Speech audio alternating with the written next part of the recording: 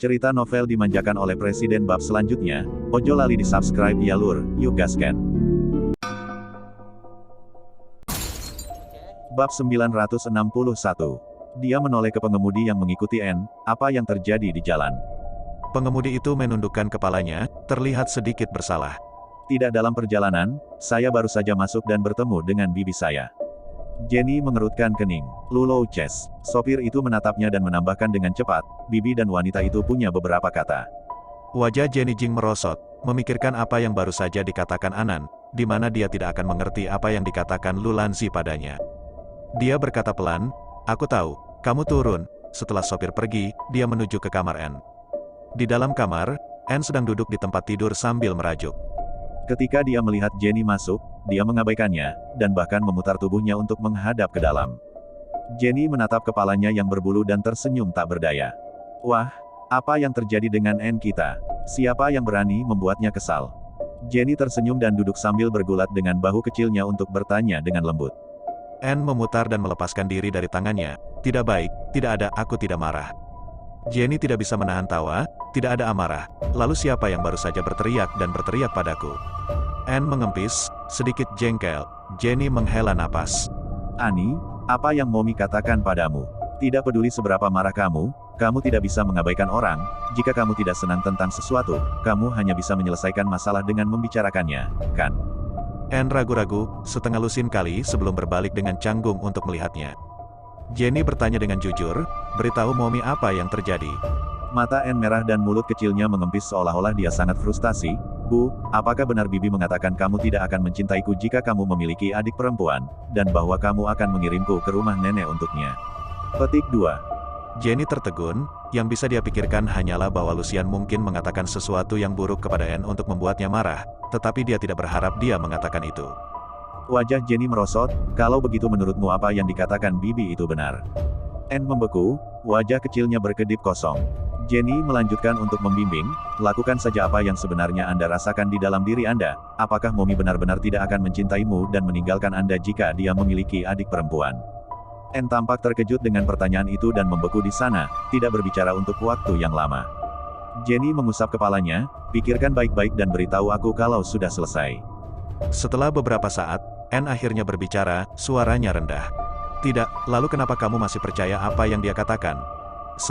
Sesaat N tidak bisa berkata-kata, dia menatap Jenny dan mengempiskan mulutnya dengan kesal. Aku hanya takut, Bu, aku tidak ingin meninggalkanmu. Dia berkata, tiba-tiba menangis dengan kagum dan melemparkan dirinya ke pelukan Jenny. Hati Jenny melembut dan matanya memerah tanpa alasan. Dia memeluk N, membelai punggungnya lagi, dan tanpa berbicara, dia membiarkannya menangis. Butuh waktu lama sebelum N berhenti menangis dan menatapnya. Alasan kenapa aku membiarkanmu pergi ke rumah kakek dan nenek selama beberapa bulan adalah karena aku terlalu lelah untuk menjagamu dan kakak dan adikmu, dan aku khawatir aku tidak akan bisa melakukannya. Pergi, tapi kamu harus menjadi baik mulai sekarang. Tidak ada lagi kenakalan, tidak ada lagi ibu yang terlalu mengkhawatirkan, oke? N mengangguk berat dan memeluknya lebih erat lagi. Aku tidak kemana-mana, aku akan mengikuti Mumi. Jenny tidak bisa menahan senyum dan dengan lembut berkata, oke, Anan tidak kemana-mana, Anan akan tetap di sisiku. Kedua ibu dan putrinya berbicara lebih lama sebelum Jenny Jing menenangkannya. Setelah semua menangis dan N lelah, Jenny membujuknya untuk tidur siang dan menunggunya tertidur sebelum keluar dari kamar. Setelah keluar, dia dengan lembut membawa pintu dan melihat Bibi Liu berdiri tidak jauh, melihat ke sini dengan cemas. Nyonya, apakah misi baik-baik saja? Jenny menggelengkan kepalanya dan menunjuk, memberi isyarat agar dia pergi keluar. Ketika mereka kembali ke ruang tamu, Jenny duduk di sofa dan menyeruput tehnya sebelum berkata, Bibi saya, yang mengatakan kepadanya bahwa saya tidak akan menginginkannya sekarang karena saya hamil dengan adik perempuan saya, dan bahwa saya mencoba meninggalkannya dengan membiarkannya tinggal di rumah nenek. Petik 2. Mata Bibi Liu membelalak kaget. Bagaimana Bibi bisa mengatakan itu? Semua orang mengharapkan keharmonisan keluarga, tapi dia baik, dan ini menimbulkan masalah. Jenny tertawa sinis, kata-kata jengkel Bibi Liu, apakah orang lain percaya atau tidak? Saya tetap tidak percaya. Belum lagi, bagaimana Anda memperlakukan Nona Anan di rumah beberapa tahun terakhir ini? Saya telah melihat semuanya di mata saya, itu benar-benar sebagus yang didapat, tidak ada pemikiran kedua sama sekali. Jenny Jing berkata dengan suara lembut, Anan dibesarkan tanpa ibu kandung, anak yang malang, jadi dalam hal ini, dia juga akan lebih sensitif dan berhati-hati daripada anak-anak lain.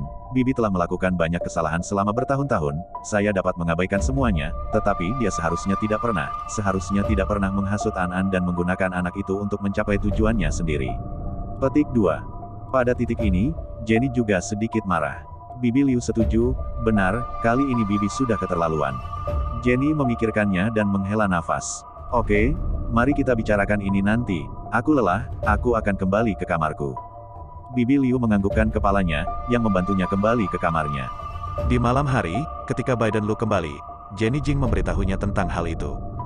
Dia tidak harus membuat pengakuan, tetapi apakah itu yang dikatakan Lu Lanzi dan N, atau fakta bahwa dia telah meminta dirinya untuk meminjam 100 juta yuan, ini harus diketahui oleh Biden Lu. Biden Lu sangat marah setelah mendengar ini. Itu adalah lemparan langsung, tidak ada pinjaman. Jenny Jing tersenyum, bukannya ada kebutuhan untuk menolaknya begitu cepat, meskipun aku marah padanya karena berbicara omong kosong tentang An-An, tapi jika dia melakukan hal yang benar kali ini, tidak ada salahnya memberinya uang. Biden Lu dengan dingin berkata, apa yang bisa dia lakukan untuk bisnis tidak lebih dari berjudi. Jenny menggelengkan kepalanya, tidak juga. Lu Jing merenung sejenak, tetapi pada akhirnya, dia setuju. Kalau begitu kau tonton, dan jika itu benar-benar sesuatu yang serius, berikan padanya. Setelah jeda, dia menambahkan, biarkan dia lebih jarang melihat bayinya di masa depan, jadi dia tidak menurunkannya. Jenny terlihat sangat marah padanya, tapi dia sendiri tidak terlalu marah, tersenyum, oke, aku sudah mengerti semuanya, mandi dan turun untuk makan malam sesudahnya. Baru kemudian Biden Lu menuju ke kamar mandi. Saat makan malam, suasana hati N jauh lebih baik dan tahu bahwa dia telah ditipu oleh bibinya, jadi dia tidak hanya tidak marah lagi, dia juga merasa malu. Jenny hanya berpura-pura tidak melihatnya, dan acara makan itu masih tetap menyenangkan seperti biasanya. N memasukkan sepotong tulang rusuk ke dalam mangkuknya dan tersenyum. Bu, kamu makan ini. Bab 962 Jenny Jing melihat tulang rusuk di mangkuknya dan tersenyum, tidak marah sekarang. N tersipu sedikit malu, dan Lu Jingxiang memelototinya. Biarkan Anda mendengarkan orang berbicara omong kosong. Jenny membenturkan lengannya, menunjukkan bahwa dia tidak boleh menakuti anak itu, dan kemudian menggigit tulang rusuk di antara giginya. Yah, spare rib yang kita miliki di sandwich N lebih enak dari yang lain. N tersenyum senang mendengar berita itu. Setelah memberinya beberapa hidangan lagi, Jenny sangat terhibur olehnya sehingga suasana hatinya jauh lebih baik, dan bahkan makan sedikit lebih dari setengah mangkuk untuk makan malam. Setelah makan malam, dia menelpon rumah tua itu dan memberitahu mereka bahwa N tidak akan datang. Dia tidak mengatakan alasan spesifiknya, takut untuk mengatakan lebih banyak. Dua orang tua itu khawatir, hanya mengatakan bahwa N tidak ingin pergi, tetap di sini baik-baik saja, tidak mungkin untuk pergi ke waktu untuk menyewa dua pengasuh lagi, jaga mereka. Orang tua dan wanita tua melihat situasinya dan tidak bertahan. Keesokan harinya, pagi-pagi sekali, begitu Jenny mengirim N untuk les piano, dia mendengar bahwa Lu Lanzi telah kembali. Jenny tahu mengapa dia datang, dan ketika dia kembali ke ruang tamu, tentu saja, dia sedang duduk di sofa, menunggunya dengan wajah penuh harap. Jenny, kamu kembali, apakah N pergi ke sekolah? Jenny berjalan dengan senyuman di wajahnya, nah, mengapa Bibi ada di sini lagi hari ini? Lu Lanzi menatapnya dengan marah. Lihat apa yang kamu katakan. Kata-kata apa ini? Ini adalah rumah keponakanku. Apakah salah jika aku datang? Senyuman Jenny Jing semakin memudar, tentu saja benar, Bibi, silakan duduk. Baru kemudian Lucian duduk. Setelah duduk, dia ragu-ragu sejenak, itu, Jenny, kemarin adalah salahku, aku terburu-buru dan berbicara sembarangan, kamu tidak akan menyalahkanku, kan? Jenny Jing mengambil secangkir teh, menyesapnya, dan berkata dengan suara lembut, Bibi adalah seorang yang lebih tua, tentu saja aku tidak akan menyalahkanmu. Lucius mendengus, yang meyakinkan. Uang itu, saya sudah berbicara dengan Kingston, dan dia bersedia meminjamkannya kepada Anda. Jenny berkata, mengeluarkan cek, ini adalah 100 juta yang Anda minta, saya harap Bibi akan menginvestasikan waktu ini dengan sukses dan memenangkan bendera. Lu Lanzi mengambilnya dengan senyuman dan serangkaian anggukan. Baiklah, saya akan meminjamkan restu saya, dan ketika saya menghasilkan uang, saya pasti akan mendapatkan lebih sedikit. Dia berdiri, tidak ada lagi yang akan saya tinggalkan, saya masih sibuk. Jenny mengangguk, yang merupakan satu-satunya cara untuk melepaskannya. Setelah dia pergi, Bibi Liu datang, sedikit tidak puas. Nyonya, Anda hanya bersikap baik, Bibi memprovokasi Anda dan misi seperti itu, dan Anda mengembalikan uangnya.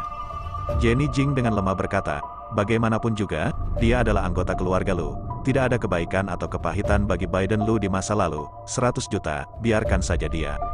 Ketika Bibi Liu melihatnya mengatakan itu, dia tidak bisa mengatakan apa-apa lagi saat ini. Jadi mereka berkemas dan turun. Dan sekarang, sisi lain. Lulang akhirnya mendapatkan uangnya dan dengan senang hati bisa keluar dari Villa Maple Bridge. Begitu berada di luar, saya mendapat telepon.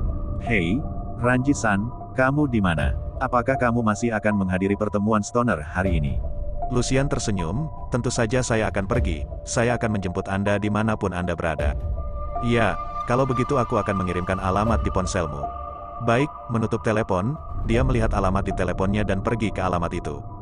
Setengah jam kemudian, dia menerima seseorang di luar Kokomo. Itu adalah seorang pria muda dan tampan yang tampak tidak lebih dari 20 tahun. Ketika dia melihatnya, dia tersenyum manis. Sister Lanzi, kamu akhirnya datang, aku sudah lama menunggumu. Lu Lanzi melihat sekeliling untuk memastikan tidak ada orang yang dia kenal lewat sebelum melambai padanya, lalu tunggu apa lagi. Cepat masuk. Setelah masuk ke dalam mobil, pria itu tersenyum padanya dengan senyuman cengeng. Saudari Lanzi, aku mendengar bahwa semua orang yang datang ke sesi perjudian hari ini adalah orang-orang yang sangat berkuasa. Tahukah kamu siapa mereka semua? Lu Lanzi tertawa menghina. Siapa lagi yang mungkin, bukan orang-orang itu, seberapa kuatkah itu? Pria muda itu paling menyukainya ketika dia tampak seperti dia sudah memikirkan semuanya dan tersenyum. Kalau begitu mari kita pergi ke sana hari ini dan kembali dengan kemenangan besar. Lucius berhenti dan berbalik untuk melihatnya. Aku akan membuat kesepakatan, kita hanya pergi ke sana hari ini, aku tidak akan bertaruh. Pemuda itu terkejut. Hah? Apa yang akan kamu lakukan jika kamu tidak pergi ke klub judi? Lucius menggelengkan kepalanya, kamu tidak akan mengerti, ya. Tapi tidak apa-apa, aku tidak ingin memberitahumu sekarang, kamu akan tahu kapan waktunya tiba. Kata mereka dan dengan cepat mengemudikan mobil ke tujuannya. Sejak terakhir kali Lu Lanzi hampir kehilangan hartanya karena judi batu, Nyonya Chen Tua telah memberitahu dunia luar bahwa dia tidak diizinkan memasuki semua tempat perjudian. Jadi, sudah lama sekali Landranger mengunjungi tempat seperti itu.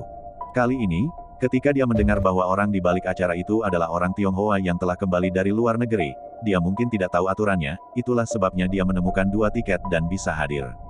Tetapi Lu Lanzi tidak bodoh, dia telah bermain dengan batu judi dan tahu itu saja, sekarang dia tidak begitu tertarik dengan ini, dia lebih tertarik dari tempat mana mereka semua dikirim.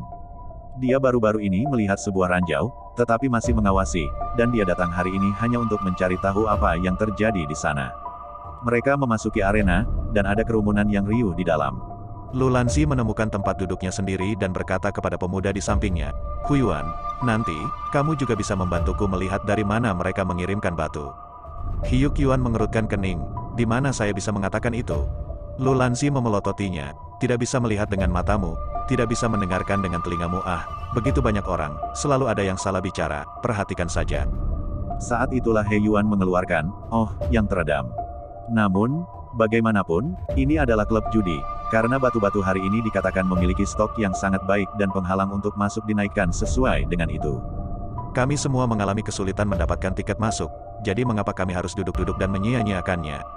Karena itu, mereka duduk di rest area untuk waktu yang lama, tetapi tidak ada yang datang. Huyuan melihat ke area batu judi tidak jauh dari sana dan menarik lengan bajunya. Saudari Lanzi, lihat ada begitu banyak orang di sana, jika Anda ingin mencari informasi, bukankah kita harus duduk di sini dan menunggu, kita harus pergi, di sana sebentar. Lu Lanzi mendongak dan menatap Huyuan dengan curiga. Sudut mulutnya tampak tersenyum, apakah kamu mencoba membantuku mencari tahu apa yang terjadi, atau kamu ingin mengambil risiko sendiri? Dengan rencana kecil hatinya dibongkar, Huyon cemberut dan cemberut genit, Ranji-san, aku tidak. Oke, Lu Lanzi menyela dan bangkit, karena kamu ingin melihatnya, maka aku akan pergi ke sana bersamamu, tetapi disepakati bahwa kamu hanya diizinkan untuk membeli 1 potong hari ini. Aku sangat ketat dengan uang tunai akhir-akhir ini dan saya tidak punya banyak uang untuk Anda belanjakan. Petik 2. Senyuman bahagia segera muncul di wajah Hyuk Yuan dan dia bangkit dan meraih tangannya. Aku tahu, terima kasih Lanzi. Bab 963 Lucian tidak bisa diandalkan, tetapi terkenal murah hati kepada orang-orang di sekitarnya. Ditambah lagi, dia adalah wanita terkemuka, orang tuanya adalah pendiri dan keponakannya adalah kepala keluarga Lu, grup keuangan terbesar di China. Jadi selama bertahun-tahun, dia telah bercerai, tetapi kehidupan pribadinya kaya, dengan daging segar yang tak terhitung jumlahnya di depan dan belakang. Lu Lanzi senang dan tidak terkendali, karena wanita tua itu telah mengatakan bahwa dia tidak diizinkan mengganggu perusahaan, dia tahu di dalam hatinya bahwa wanita tua itu tidak akan memberinya bagian dari perusahaan, jadi dia juga mengistirahatkan gagasan memiliki anak. Bagaimanapun, jika anak ini lahir, dikatakan setara dengan Bai dan Lu, tetapi saudara laki-laki itu adalah awan perbedaan, yang tidak dapat dia terima dengan cara apapun. Jadi lebih baik tidak dilahirkan daripada dilahirkan dan dipandang rendah. Lulanzi cukup berpikiran terbuka, dia tahu bahwa meskipun Bai dan Lu selalu merintis dirinya sendiri sekarang, dia masih merindukan bibinya di dalam hatinya. Jika dia benar-benar lumpuh di usia tuanya, Bai dan Lu tidak akan membiarkannya lolos. Jadi, dia tidak perlu khawatir sama sekali, dan tidak buruk untuk mabuk pagi ini. Mentalitas ini membuatnya semakin murah hati, dan daging segar yang tertarik pada status dan kecantikannya berbondong-bondong ke arahnya. Lulanzi membawa Huyuan bersamanya, berjalan-jalan dan benar-benar mendengar banyak berita yang membuatnya tertarik. Baru kemudian dia menyadari bahwa acara perjudian diadakan oleh pedagang giok asing besar yang buruannya tidak ada di negara itu, tetapi di negara T. Dia hanya mengetahui bahwa kali ini, itu diadakan oleh pedagang giok asing yang besar. Dia ingin berinvestasi di tambang batu, dan sebelumnya telah mengirim orang ke beberapa lokasi mineral terkenal di negara T untuk bertanya-tanya, tetapi belum pernah mendengar ada batu giok bagus yang ditambang baru-baru ini. Saya tidak tahu di mana orang-orang ini, di mana mereka memilih kali ini. Saat pikiranku mencari, aku mendengar jeritan dari depan. Dia berjalan dengan Huyuan, hanya untuk melihat sekelompok orang di sana, dan ketika dia bertanya-tanya, dia menyadari bahwa seseorang telah membeli batu itu, membukanya di tempat, dan menemukan giok yang bagus. Penasaran, dia menyuruh Hyun menunggu di luar dan masuk untuk melihat-lihat. Ini bukan pembuka mata, ini benar-benar batu giok yang bagus. Hanya satu orang yang memegang batu besar seperti itu, potong saja sudut, dan kemudian kilau virus seperti air, sekilas bisa mengatakan, setidaknya juga tingkat hijau kaisar dari giok yang bagus. Orang-orang di sekitar kami sangat senang dan berspekulasi tentang seberapa besar batu giok itu. Kerumunan mulut gemerlap, secara alami mengatakan apapun, tetapi Lulanzi dapat melihat dari pengalamannya sendiri bahwa batu giok tidak akan pernah kecil, setidaknya harus sebesar 4 kepalan tangan. Berapa harga sepotong batu giok seperti ini? Belakangan, ketika diketahui bahwa pria itu telah membeli batu giok dengan harga lebih dari $2 juta, matanya tidak merah. Dia buru-buru keluar dari keramaian dan sedang mencari seseorang untuk bertanya tentang pemilik tempat itu, ketika tiba-tiba, tubuhnya terbentur. Lulanzi, yang tidak sadar, sebenarnya tersandung dan tanpa sadar berteriak, "Siapa itu? Tidak bisakah kamu melihat ketika kamu berjalan?" Maafkan saya, suara lembut wanita terdengar dan dia mendongak, tapi membeku. Saya melihat bahwa berdiri di depannya adalah seorang wanita parubaya seusianya, dengan temperamen yang lembut dan fitur yang menakjubkan. Wanita itu mengenakan gaun panjang berwarna terang, rambutnya ditarik tinggi, memperlihatkan leher angsa yang ramping dan anggun, jelas juga setengah baya, tetapi di sekujur tubuh rasa gadis yang tak terlukiskan hanya memiliki perasaan yang cerah dan halus. Wajahnya merosot, wanita cantik secara tidak sadar akan selalu tidak menyukai wanita cantik lainnya, apalagi jika mereka lebih cantik dari mereka. Ini disebut tolakan yang sama S**. Dia meringis, "Tidak bisakah kamu melihat seseorang di sini? Kamu bertanggung jawab untuk terluka jika kamu mengambil kesempatan dan menabrakku." Wanita itu membalas dengan senyum malu, "Saya benar-benar minta maaf, saya terburu-buru untuk mencari seseorang dan tidak memperhatikan, jadi, Anda lihat di mana Anda terluka. Saya dapat memberi kompensasi kepada Anda untuk tagihan medis Anda jika diperlukan, atau membawamu ke rumah sakit." Petik 2. Lulanzi semakin bersemangat ketika dia mendengarnya. "Siapa yang menginginkan tagihan medis Anda? Apakah Anda meremehkan saya? Apakah Anda pikir saya memeras Anda? Berani-beraninya Anda berbicara kepada saya seperti itu jika Anda tahu siapa saya." Suara tajam itu menyebabkan orang-orang yang masih menonton pemotongan batu di sana menoleh. Wanita itu tampak sedikit malu, seolah-olah dia takut dengan situasi itu dan kehilangan kata-kata tentang apa yang harus dilakukan. Pada saat itu, seorang pria dengan setelan kasual datang dengan tergesa-gesa. Cai Wei, wanita, yang masih panik dan bingung, segera berjalan seolah-olah dia telah menemukan fokus utamanya. "Kekasa, apa yang sedang terjadi?" Pria yang dikenal sebagai Keksu memegang tangannya, mengerutkan kening, dan menatap Lulanzi. Mo Cai Wei menggelengkan kepalanya dan tampak bersalah. "Maaf Keksu, sepertinya aku membuatmu mendapat masalah lagi, aku."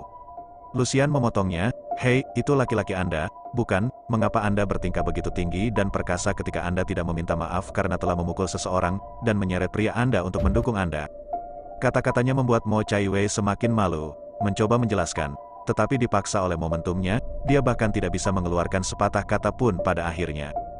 Kueksu sudah menganalisis apa yang terjadi dari percakapan di antara keduanya. Dia menarik Mo Chaiwei ke belakangnya dan menatap Lu Lanzi dengan wajah cekung. Maaf, Bu, tapi istriku tidak sengaja menabrakmu, dan aku minta maaf atas namanya. Tapi itu bukan alasan bagimu untuk menghina orang secara sembarangan, bukan? Apa yang paling dibenci Lu Lanzi dalam hidupnya adalah seseorang yang berkontradiksi dengan dirinya sendiri.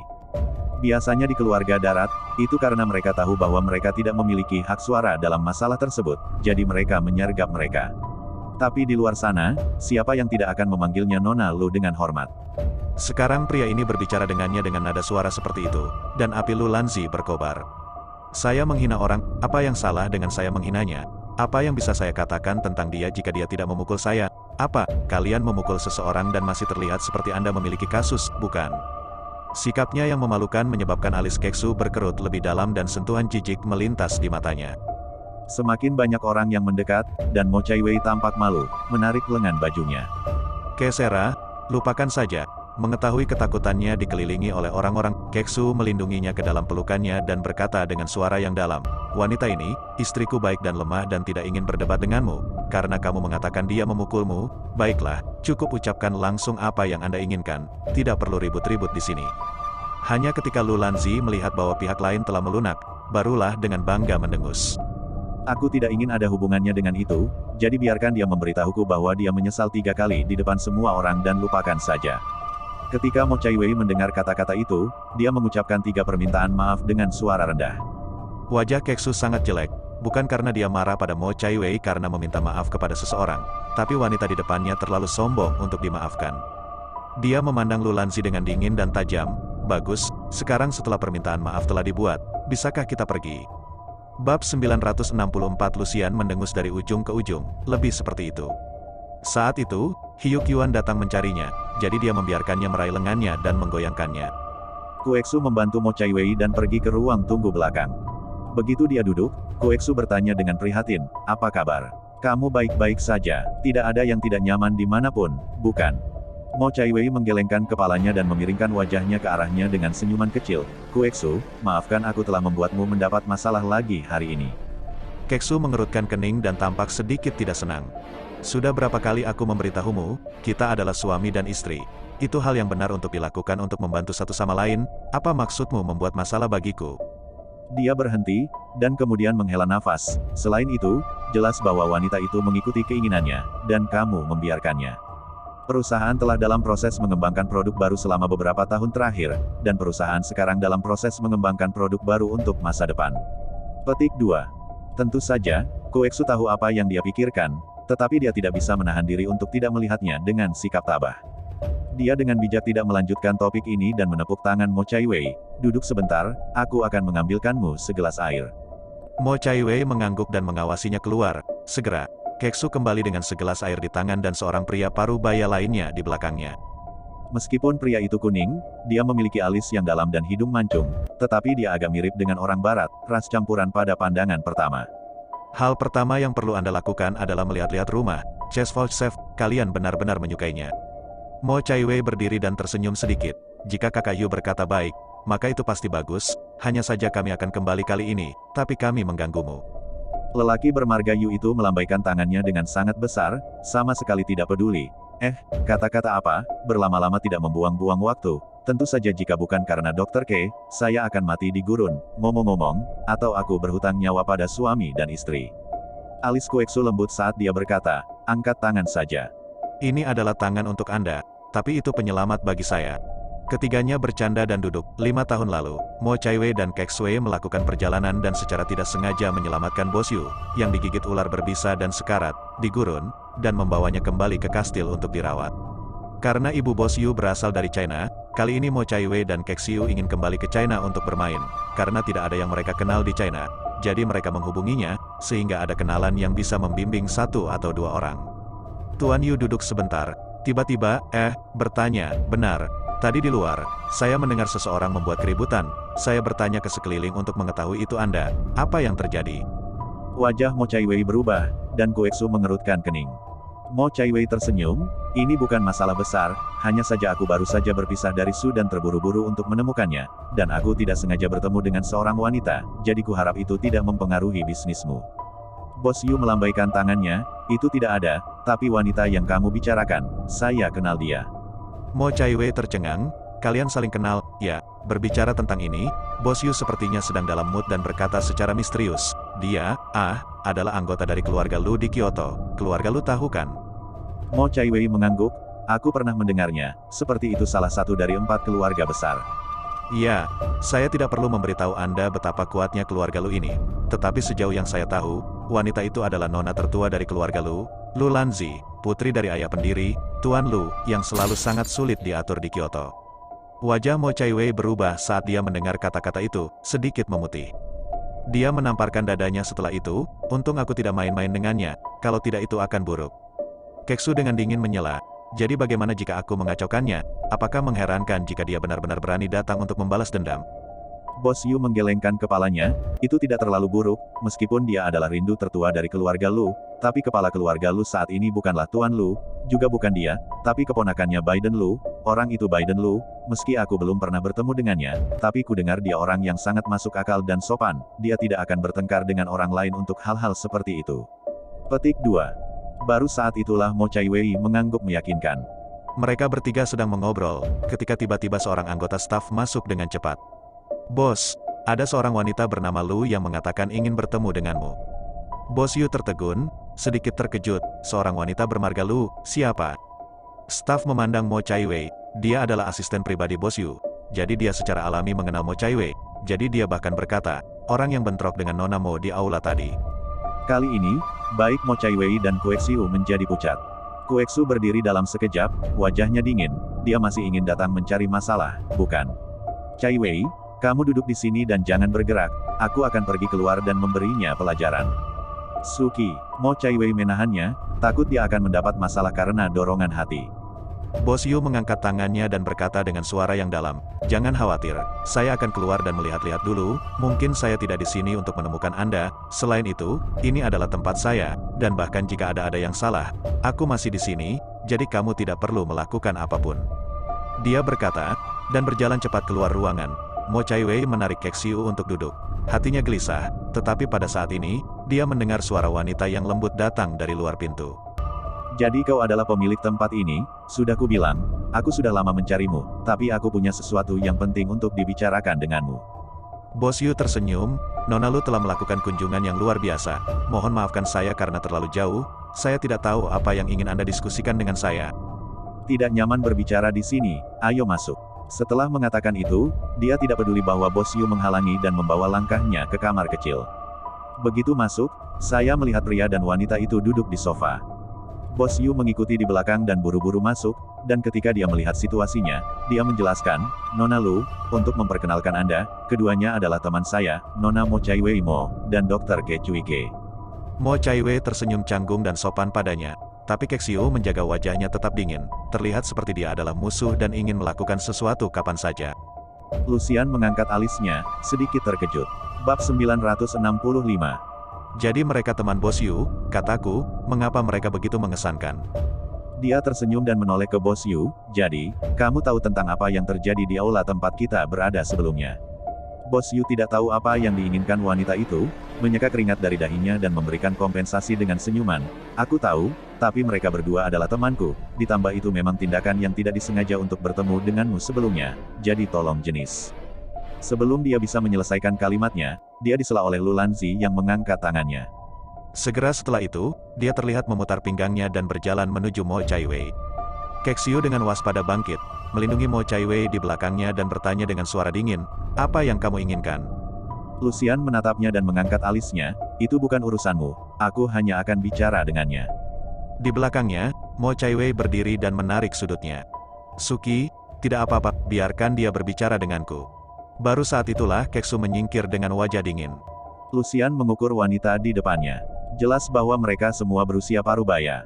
Tetapi wanita di depan mereka tampaknya sangat terawat, perawatan semacam itu dan wajah mereka sendiri tidak sama dengan masa muda yang dikumpulkan oleh produk perawatan kulit canggih yang tak terhitung jumlahnya, yaitu semacam muda dari dalam keluar, memancarkan temperamen yang hangat dan tenang, seperti bunga paling lembut dan indah yang mekar di padang rumput, dengan embusan angin segar, orang tidak bisa tidak suka. Dia mendengus dan bertanya, nama belakangmu adalah Mo. Mo Chaiwei sedikit tersenyum, namaku Mo Chaiwei. kamu Nona Lu, kan? Lulanzi memeluk tangannya dan tersenyum bangga. Ya, namaku Lulanzi, aku adalah kangen tertua dari keluarga Lu, dan kita sudah berteman lama. Meskipun aku tidak menyukaimu sebelumnya, tapi sejak kamu adalah teman Bos Yu, aku tidak akan merepotkanmu, bertemanlah. Dia berkata sambil mengulurkan tangan. Mo Chaiwei berhenti sejenak. Dia tidak bodoh, apa status Lu Lange? Putri tertua keluarga Lu, itu seperti putri tertua Lu, di zaman kuno bisa jadi setingkat putri tertua, satu orang di bawah, 10.000 di atas. Dan bagaimana dengan dia, orang biasa di tengah lautan manusia, hidup mengasingkan diri di padang pasir bersama Keksu selama ini, hampir tidak pernah terlibat dalam lingkaran pejabat, mengapa dia harus berteman dengan orang lain? Tetapi Lulanzi telah mengatakannya, dan dia tidak bisa menolak. Jadi, juga, saya harus mengulurkan tangan dan menjabatnya dengan lembut dengan senyum ramah dan berkata, bagus. Kueksu sedikit mengernyit di sampingnya, agak tidak bisa memahami perilaku Lulanzi. Belum lagi dia, bahkan Bos Yu yang terbiasa berjalan-jalan di mall dan paling jago menebak-nebak hati orang, juga agak bingung saat ini. Dia awalnya mengira bahwa Lulanzi datang untuk mencari masalah dengan Mo Chaiwei. Tapi sekarang sepertinya kamu di sini untuk mencari teman. Apa yang terjadi di sini? Lulanzi tidak peduli dengan apa yang mereka pikirkan, sebagai rindu tertua dari keluarga Lu, dia terbiasa melakukan urusannya sendiri dan tidak pernah peduli dengan apa yang dipikirkan orang lain. Karena itu, setelah berjabat tangan dengan Mo Chaiwei, barulah giliran ini untuk melihat Bos Yu. Nah, Tuan Yu, sekarang teman Anda adalah temanku juga, kita bisa duduk dan membicarakan bisnis. Bos Yu tercengang, berbicara bisnis. Ya, Lulanzi tanpa basa-basi menemukan dirinya sebuah sofa dan duduk, dan menunjuk ke sofa di seberangnya seolah-olah dia adalah nyonya tempat itu. Bos Yu, duduklah. Bos Yu menelan ludah dan berjalan melintasi ruangan untuk duduk. Lulanzi berkata dengan santai, sejujurnya, saya datang hari ini, bukan untuk berjudi dengan batu, tetapi untuk membicarakan bisnis dengan Anda. Bos Yu tersenyum canggung pada musuhnya, aku ingin tahu bisnis apa yang Nona Lu ingin bicarakan. Tentu saja, ini adalah bisnis penggalian batu. Saya tahu Anda memiliki banyak batu yang menambang giok bagus kali ini, dan saya juga tahu bahwa kiriman Anda berasal dari saya hanya ingin bertanya, di mana tambang Anda? Begitu ini dikatakan, wajah Bos Yu berubah. Anda tahu, untuk melakukan bisnis ini, semua orang tahu, milik saya ini adalah hidup mereka, dapat menggali hasil yang baik dari saya sudah tidak mudah, biksu lebih dari bubur, kita semua menatap perampokan, di mana dengan mudah akan memberitahu orang lain. Oleh karena itu, ketika Lulanzi datang ke pintu dengan mulut terbuka yang besar dan mengajukan pertanyaan, itu pasti akan memberikan kesan bahwa dia sedikit pengganggu, ingin menggunakan kekuatannya untuk memaksa pihak lain menyerahkan sumber daya di tangan. Bos Yu terdiam sesaat, dan tiba-tiba menoleh ke asistennya dan memesan sesuatu. Asisten itu keluar dengan tergesa-gesa dan membawa cek tidak lama kemudian. Dengan senyum kering dan kompensasi, Bos Yu meletakkan cek di atas meja dan mendorongnya ke depan Lulanzi. Saya minta maaf atas kelalaiannya, maafkan saya, cek ini adalah tanda kecil dari penghargaan saya dan saya harap Anda akan menerimanya sebagai kompensasinya, terima. Lulanzi melihat cek di depannya dan pertama membeku, kemudian bereaksi dan wajahnya berubah secara dramatis. Dia berdiri dengan kibasan alisnya dan berkata, yang bernama Yu, apa maksudmu? Apa menurutmu aku memerasmu? Wajah Bos Yu tidak terlihat terlalu bagus, berpikir, Anda mengatakan dengan sangat jelas, bukankah pemerasan bukanlah lelucon? Lucian menebak apa yang dia pikirkan dan menjadi marah. Perusahaan telah dalam proses mengembangkan produk baru selama 2 tahun terakhir, dan telah mengerjakan produk baru selama 2 tahun terakhir. Apa yang Anda pikirkan? Bos Yu tercengang, sedikit tidak percaya. Investasi, saham. Ya, Lulanzi sangat marah sehingga dia meletakkan tangannya di pinggulnya. Apa?